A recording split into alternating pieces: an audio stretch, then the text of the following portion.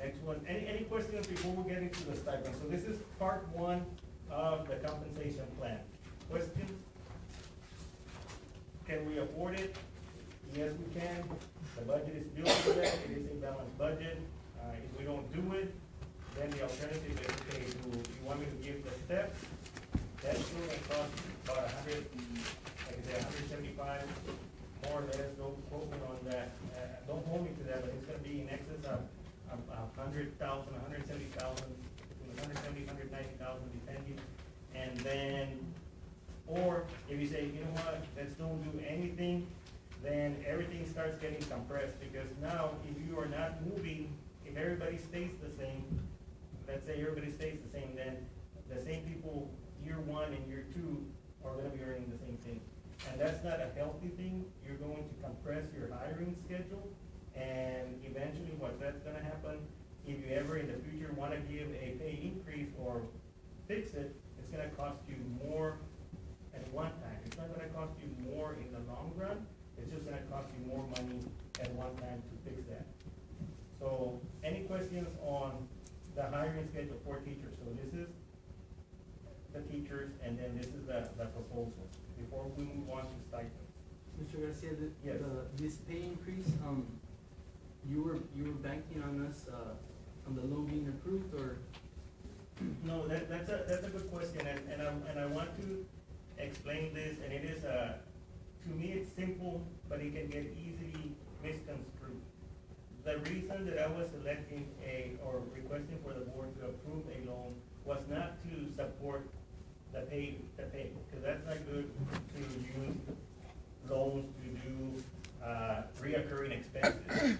What we have, in essence, is what is called a cash flow problem, which means that previously the district had dwindled its savings all the way down, and if you look at the audited financial statement, it's gonna be $1 million plus, $1,100,000 or so. In reality, it was only like 800,000, but let's go with what's on the audited books. $1,100,000. What happens is that we're running our payroll, or our cost each month runs about, I wanna say anywhere between $55,000 to $56,000 a year, which means anywhere from 1.4, 1.5, not a year, a month, a day, $54,000 to $57,000 a day, 30.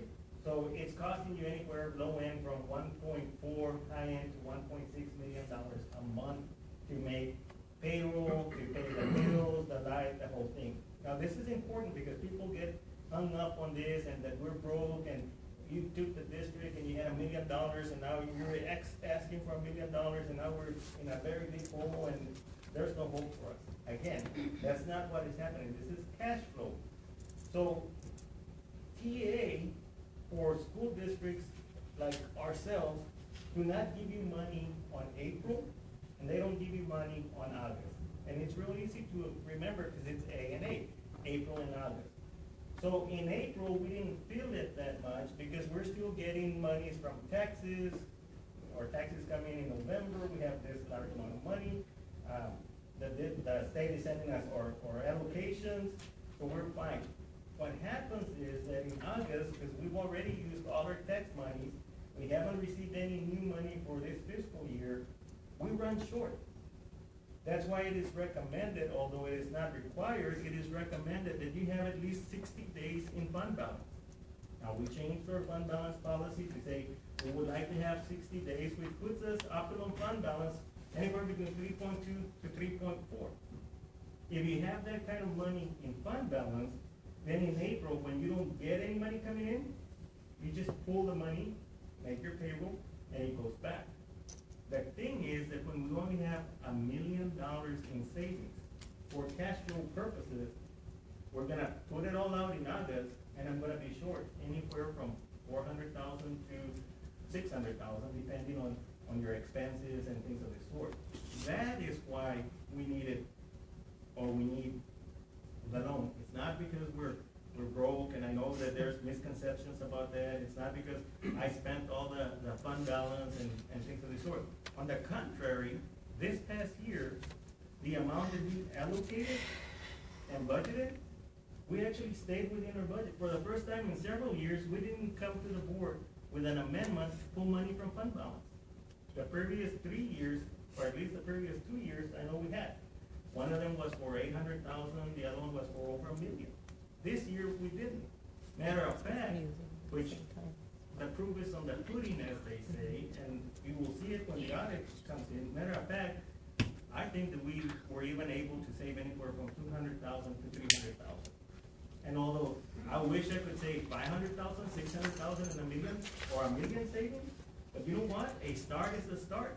From pulling 800,000 one year, pulling $1 million the next year, to saving even, and I'll be criticized for this, but to save even $1, that's already an improvement from the previous year. But we're gonna improve, we're gonna save more than that.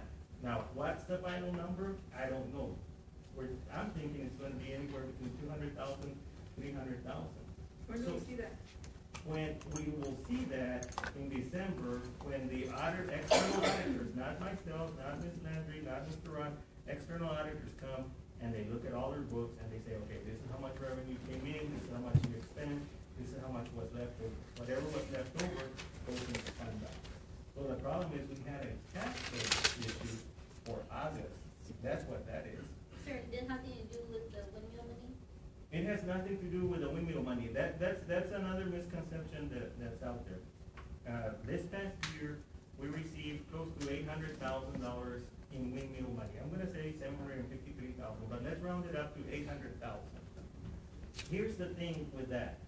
What the district did not anticipate, and if you wanna hold somebody responsible, you can hold me responsible, because I put the budget together last July. The numbers that I was working were already on the books. But the summary of finance was overstated. What do I mean by that? In other words, because our enrollment had been going down, right off the bat, the state reduced, because the state, and I'll go into it, the state reduced our allocation by 700,000. What, 697? 757,000. So what the state reduced to us, because of our declining enrollment, remember the state is 1 year behind, offset what we got from the windmill, and in spite of that, okay, in spite of that, we were able to make it. Now, we were able to make it because of all the hard work from every one of you.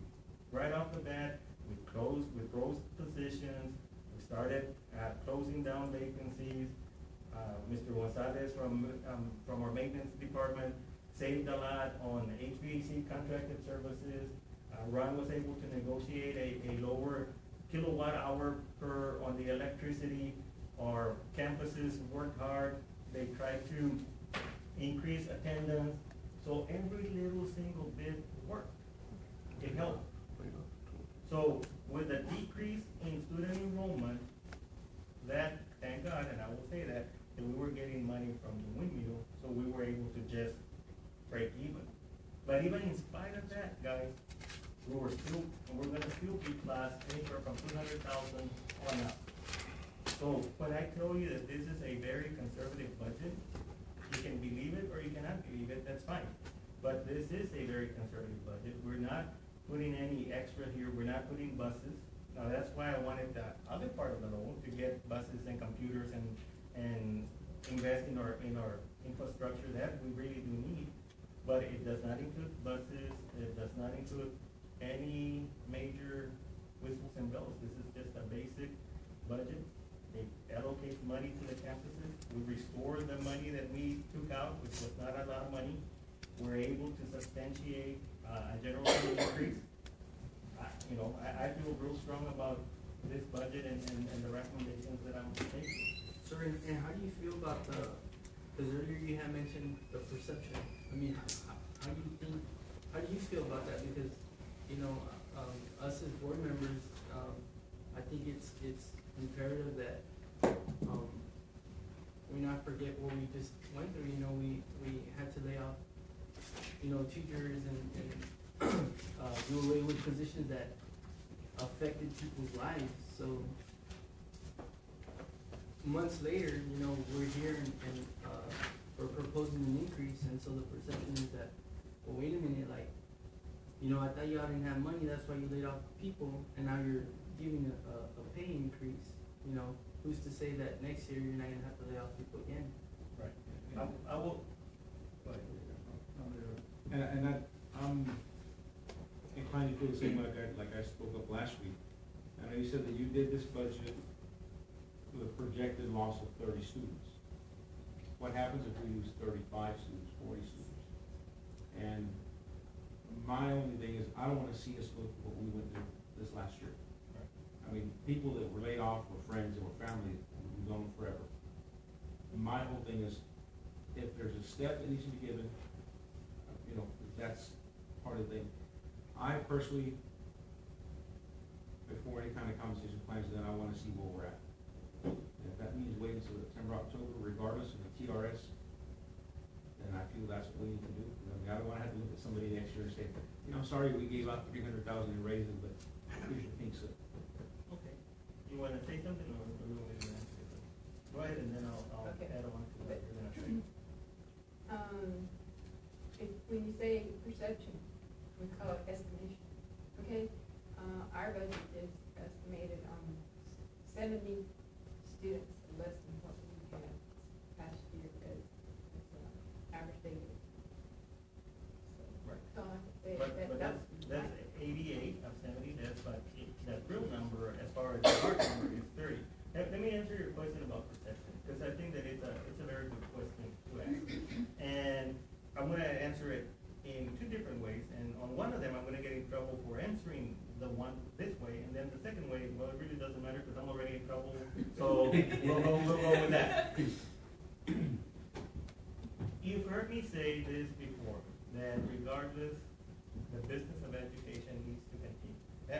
That's one, okay, so I'll get off that soapbox.